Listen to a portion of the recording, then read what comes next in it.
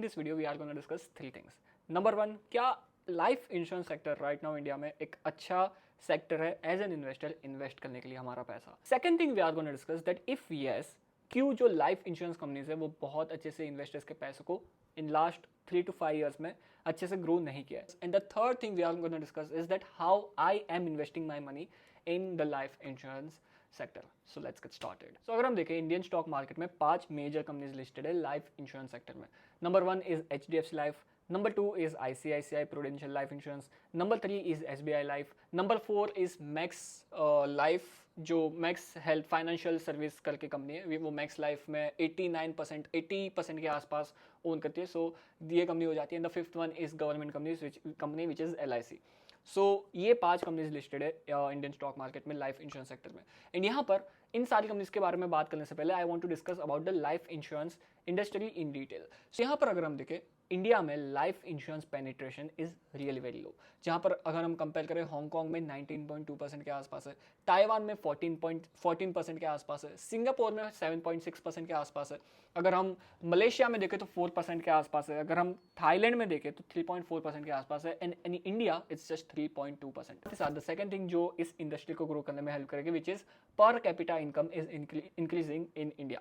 सो यहाँ पर अगर हम देखें right now the per capita income is around $2,700 के आसपास, जो हिस्टोरिकली बढ़ते आ रही है, जो आप इस चार्ट में देख सकते हो. अदर थिंग जो इस इंडस्ट्री को ग्रो करने में हेल्प करेगी which is low protection penetration.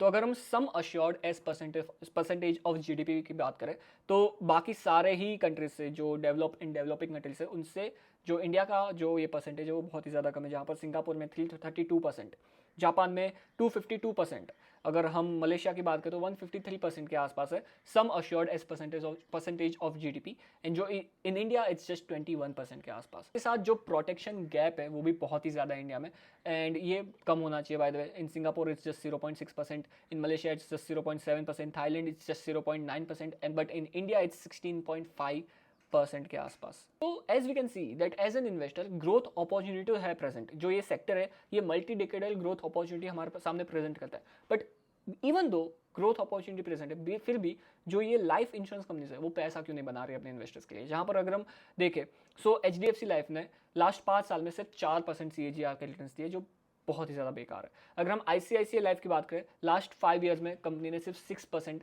CAGR के रिटर्न दिए. जो स्टॉक प्राइस है उसका CAGR सिर्फ 6% के आसपास है. SBI लाइफ की अगर हम बात करें 9% CAGR का रिटर्न दिया है.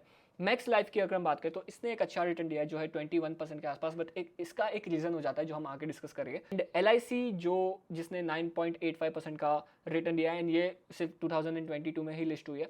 बाय द वे और एक डेटा मैं आपको बताना चाहूँगा, जो मार्केट है जो सेक्टर है वो PSU से प्राइवेट की तरफ शिफ्ट होते जा रहा है. सो जो PSU कंपनीज है लाइफ इंश्योरेंस सेक्टर में मेजरली LIC, उसका मार्केट शेयर हिस्टोरिकली कम होते जा रहा है. एंड जो प्राइवेट लाइफ इंश्योरेंस कंपनीज है उनका मार्केट शेयर बढ़ते जा रहा है. So in this video we will focus on the growing market, the growing opportunity only जो है प्राइवेट लाइफ इंश्योरेंस कंपनीज के बारे में डिस्कस करेंगे. तो ये सारे रिटर्न्स हो जाते हैं इन सारे प्राइवेट लाइफ इंश्योरेंस कंपनीज के. तो द क्वेश्चन इज दैट अगर ग्रोथ अपॉर्चुनिटी प्रेजेंट है सो क्यों ये कंपनीज पैसा नहीं बना रही है इन्वेस्टर्स के लिए. So now the first reason is over valuation guys.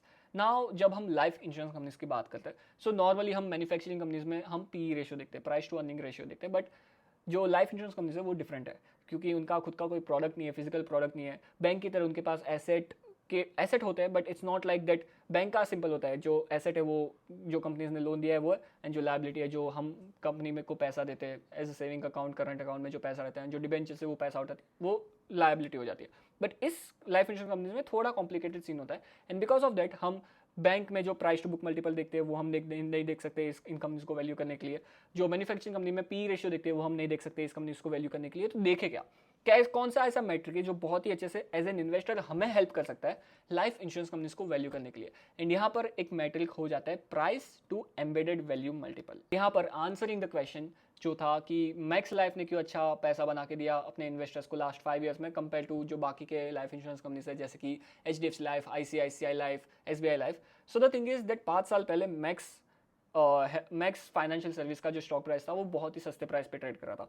Now price to embedded value multiple हमें कैसे निकालना है. सो वो बहुत ही ज़्यादा सिंपल है. आप अगर क्वार्टरली रिपोर्ट में जाओगे इन सारी कंपनीज की या फिर आप एनुअल रिपोर्ट में जाओगे इन सारी कंपनीज की तो आपको एम्बेडेड वैल्यू मिल जाएगा.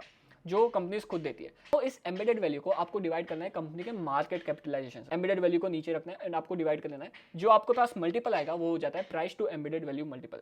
जितना ज़्यादा कम उतना ज़्यादा हमारे लिए अच्छा, बिकॉज हमें सस्ते में वो कंपनी को एक्वायर करने का मौका मिलेगा। नाउ ये जो एम्बेडेड वैल्यू था वो 5 साल पहले मैक्स फाइनेंशियल सर्विस का था 9,977 करोड़। इसी तरह से HDFC, ICICI और SBI का था 20,650 करोड़, 23,000 करोड़ एंड 26,000 करोड़ रिस्पेक्टिवली। इस डेटा को यूज करके हम उस टाइम का price to embedded value multiple निकाले इन सारी कंपनीज का। सो HDFC के केस में जो price to embedded value multiple है, HDFC लाइफ का price to embedded value multiple 5 साल पहले था 6.29 टाइम्स के आसपास। ICICI के केस में ये मल्टीपल था 3.47 टाइम्स के आसपास। SBI लाइफ के केस में ये मल्टीपल था 3.53 टाइम्स के आसपास। And in the case of Max Life ये price to embedded value multiple था 1.5 टाइम्स के आसपास। So you can see that Max Financial Service का price to embedded value multiple compare to ये सारी लाइफ इंश्योरेंस कंपनी से कम था। एंड बिकॉज ऑफ दैट ये कंपनी ने अच्छा पैसा बना के दिया अपने इन्वेस्टर्स के लिए। एंड ओवर वैल्यूएशन की वजह से जो ये बाकी की लाइफ इंश्योरेंस कंपनी है उन्होंने अच्छा पैसा नहीं बना के दिया अपने इन्वेस्टर्स को। On other hand you will think that क्या मैक्स लाइफ अच्छे से परफॉर्म कर रही है compare to all this companies? तो ऐसा नहीं है। HDFC लाइफ सबसे अच्छे से अपने बिजनेस को परफॉर्म कर रही है, जहां पर 5 ईयर्स की मैं बात कर रहा हूँ, जहां पर 20.9% से HDFC लाइफ ने अपने एमेंडेड वैल्यू को ग्रो किया है। SBI लाइफ ने 20.5% से ग्रो किया है। मैक्स लाइफ ने 17.2% से ग्रो किया और ICICI ने 14.5% से ग्रो किया है। तो यू कैन सी दैट जो ICICI है वो सबसे कम अपने प्राइस टू अपने एम्बेडेड वैल्यू को ग्रो कर रहा है compare to all other players. But या सारी ही कंपनीज ने अपने एम्बेडेड वैल्यू को बहुत ही अच्छे से ग्रो किया है। अगर हम करंटली इन सारी कंपनीज का price to embedded value multiple देखें तो ICICI के केस में ये price to embedded value multiple हो जाता है राइट नाउ 2.4 टाइम्स के आसपास। मैक्स लाइफ के केस में ये price to embedded value multiple हो जाता है 2.2 टाइम्स के आसपास। SBI के केस में price to embedded value multiple होता है करंटली 2.7 टाइम्स के आसपास और HDFC लाइफ के केस में price to embedded value multiple हो जाता है करंटली 3.2 टाइम्स के आसपास। So you can see that अभी जो वैल्यूएशन वो नीचे आ गए। HDFC लाइफ तो 6 टाइम्स के price to embedded value multiple पर ट्रेड कर रहा था, जो अभी कम होके हो गया है 3.2 टाइम्स के आसपास। सेकंड थिंग जिसकी वजह से ये कंपनीज ने अच्छा पैसा नहीं बना के दिया अपने इन्वेस्टर को, which is liquidity constraint guys. जब कोविड हुआ था तो मनी प्रिंटिंग की वजह से जो इंटरेस्ट रेट्स थे वो बहुत ही ज़्यादा कम हो गए थे guys, and because of that market में बहुत ज़्यादा लिक्विडिटी हो गई थी गाइस। बिकॉज ऑफ दैट सारे ही स्टॉक्स भाग रहे थे और बहुत ही भर भर के लिक्विडिटी थी गाइस मार्केट में, जिसकी वजह से ये सारी कंपनीज के वैल्यूएशन स्काई रॉकेट हो गए थे, बहुत ही ज़्यादा ऊपर के लेवल पर ट्रेड कर रहे थे। नाउ जो लिक्विडिटी है वो सक इन हो गई है पूरी, बिकॉज इंटरेस्ट रेट्स बहुत ही ज़्यादा बढ़ गए right now, and because of that liquidity है नहीं मार्केट में, जिसकी वजह से जो वैल्यूएशन है वो अभी फिर से ऑन द एवरेज आ रहे हैं guys. This was the reason guys जिसकी वजह से इन सारी कंपनीज ने, even though the growth opportunity is really good immense, फिर भी ये सारी कंपनीज ने पैसा नहीं बनाया अपने इन्वेस्टर्स के लिए। So now as an investor मैं कैसे इस ग्रोथ में पार्टिसिपेट करना चाहता हूँ, मैं कैसे इस ग्रोथ से अपने पैसे को ग्रो करना चाहता हूँ, वो मैं आपको डिस्कस करूँगा कि मैं कैसे इन्वेस्टेड हूँ लाइफ इंश्योरेंस कंपनीज में, लाइफ इंश्योरेंस सेक्टर में बेसिकली। सो यहाँ पर as I told you HDFC life is there in my portfolio. The thing is that allocation मैंने थोड़ा कम कर लिया था HDFC लाइफ में, because it was not growing and I realize that the valuation मैंने जो पे किया है वो बहुत ज़्यादा था, सो मैंने अपना अलोकेशन कम कर लिया। None of them is the buy and sell recommendation, guys. I'm not SEBI registered. I'm just sharing what I'm doing in the market. So please, please, please don't take it as a financial advice. Because the business is growing, so I'm not just exiting. I realized that valuation बहुत ज़्यादा था, and valuation we have to respect the valuation. That's why मैंने थोड़ा allocation कम किया, because बाकी जगहों पे मुझे अच्छी opportunities मिल रही थी।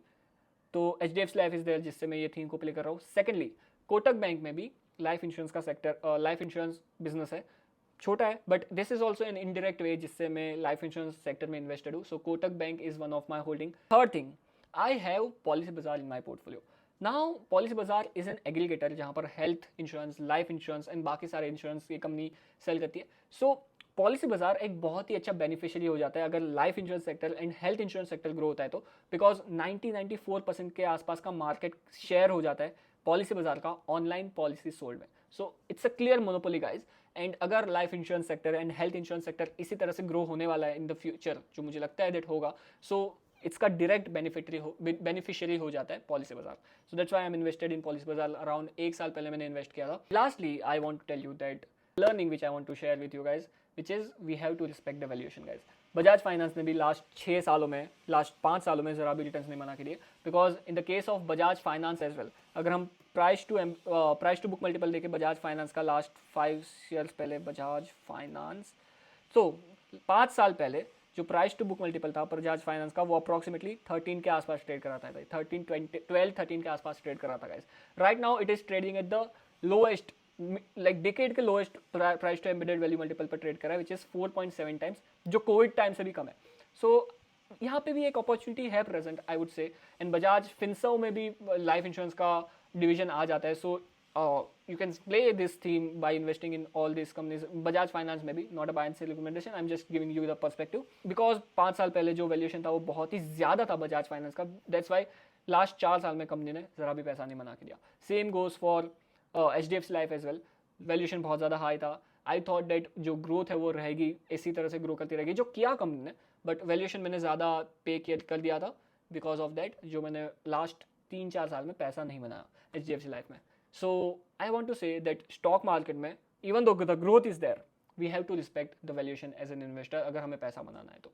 So ये learning मैं आप सबके साथ शेयर करना चाहूँगा as a conclusion. On that note guys, thank you to be with me this episode. Comment section में जरूर बताना that next episode आपको कौन से सेक्टर या फिर कौन से स्टॉक पे चाहिए, and सब्सक्राइब करते हुए जाना guys. Bye bye.